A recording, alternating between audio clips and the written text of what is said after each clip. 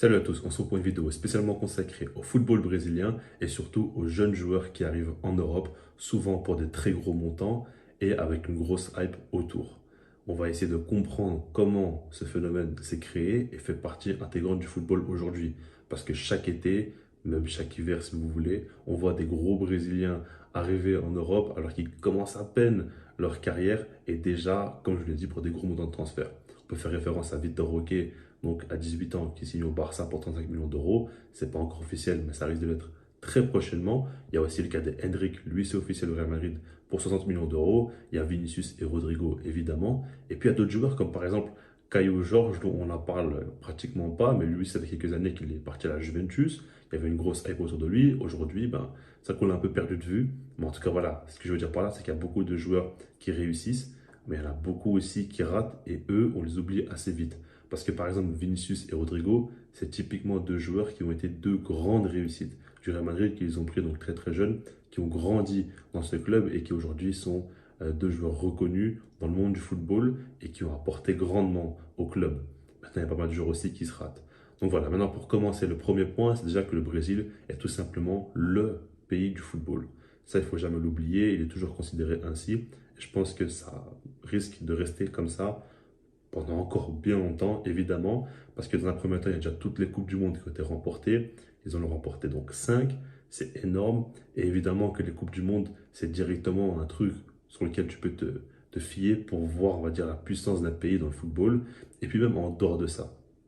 Le truc, c'est qu'au Brésil, il y a trop de joueurs qui ont matrixé des générations. Déjà, évidemment, Pelé, tous nos darons ou nos grands-pères même nous parlent de lui. On sait très bien que Pelé est une grande légende de ce sport. Mais après, il y a d'autres joueurs. Rivaldo, Ronaldo, Ronaldinho, Kaká. Il y a quand même pas mal de grandes légendes de ce sport qui sont donc brésiliens. Ces joueurs-là, on ne peut pas les oublier. Tout simplement, ils sont rentrés à jamais dans l'histoire de ce sport.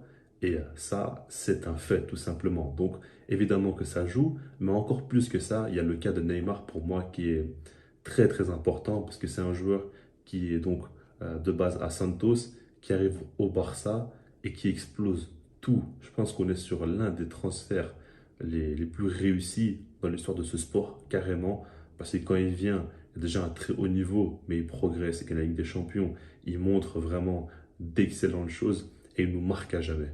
En fait, quand on pense à Neymar version Barça, on pense directement au football. On pense à des dribbles exceptionnels, on pense vraiment à des coups du foulard, à des contrôles fous, on pense à plein de choses magnifiques. Ça ne me rappelle que des beaux souvenirs.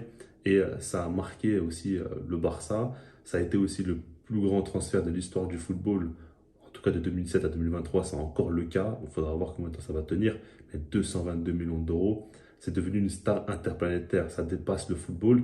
Et voilà, tout ça pour dire que Neymar au Barça, c'était une énorme réussite sur tous les plans. Et ça, évidemment, ça fait réfléchir les autres clubs qui veulent eux aussi prendre leurs pépites et au lieu de les payer à 222 millions d'euros, essayer de les prendre comme le Barça l'a fait avec Neymar, bien plutôt dans le club formateur au Brésil quand ils sont jeunes. Alors, évidemment, le Barça est déjà payé cher, mais en tout cas, vous avez compris, c'est cette idée-là qui se propage. En dehors de ça, j'aimerais dire quand même qu'il y a un profil technique au Brésil qui est présent et qui est proposé sur le marché. Ce que je veux dire par là, c'est que déjà, souvent, quand il y a des gros transferts de jeunes Brésiliens, on parle des attaquants. On parle rarement quand même des milieux de terrain ou des défenseurs. Ça peut arriver, mais honnêtement, on en connaît très peu quand même. Et donc, par rapport à ça, c'est souvent des attaquants avec les mêmes caractéristiques. Des joueurs rapides, techniques, avec des compilations assez folles sur YouTube où tu les vois faire des dribbles assez dingues. Et c'est souvent ça qui est recherché.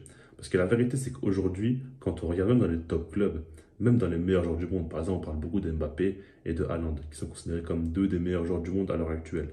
Mais c'est des gars qui ne sont pas vraiment si forts que ça en dribble. Évidemment, Mbappé est meilleur et lui, on l'a vu quand même faire quelques très belles choses. Mais on ne va pas non plus dire que sa grande qualité, c'est le dribble. Loin de là. Donc par rapport à ça, on sait que dans le football d'aujourd'hui, on va dire on porte plus d'importance au physique, au fait que les joueurs soient rapides, soient bons dans les duels, très bons à la finition, il faut qu'ils marquent des buts. Mais le côté dribble, le côté fantasy ou même le côté joueur qui fait des différences individuelles, on le perd de plus en plus. C'est simple, il faut aller dans le meilleur club au monde, on voit que il n'y a plus énormément de joueurs comme ça. En tout cas, ils se font rares. Et alors que dans le passé, on en avait quand même beaucoup. C'est vrai que le fait est que le football a évolué collectivement et tactiquement, ça y joue. mais quand même, c'est un profil qui se perd de plus en plus et on trouve de moins en moins de joueurs véritablement différentiels qui font beaucoup de différence balle au pied, tout simplement. Au Brésil, on sait qu'il y en a.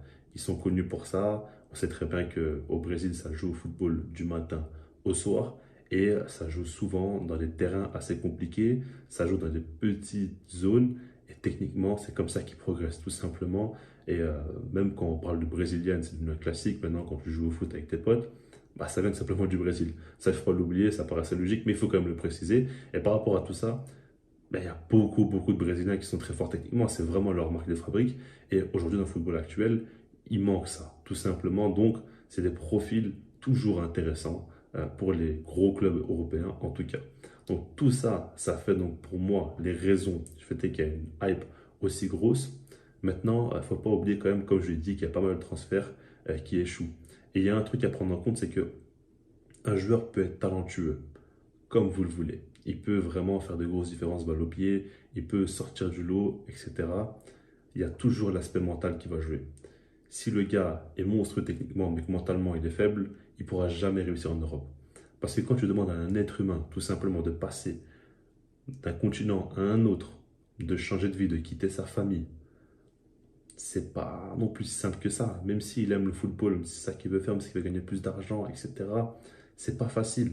Et déjà, ce côté adaptation en tant qu'humain, et après, on va parler de football. Ça, il faut vraiment le comprendre. Et il y a beaucoup de flops, et je pense que c'est lié à ça. Il y a une grosse pression sur eux. Toute la famille croit en eux pour qu'ils fassent une grosse carrière et qu'ils mettent simplement la famille à l'abri. Et par rapport à ça, c'est pas facile. Tu vis aussi loin, tu n'es peut-être pas forcément heureux. Ces Brésiliens-là, la plupart, ils veulent faire leur carrière au Brésil, mais ils savent très bien que s'ils restent là-bas, ils auront un plafond de verre, alors qu'en Europe, ils peuvent aller beaucoup plus loin.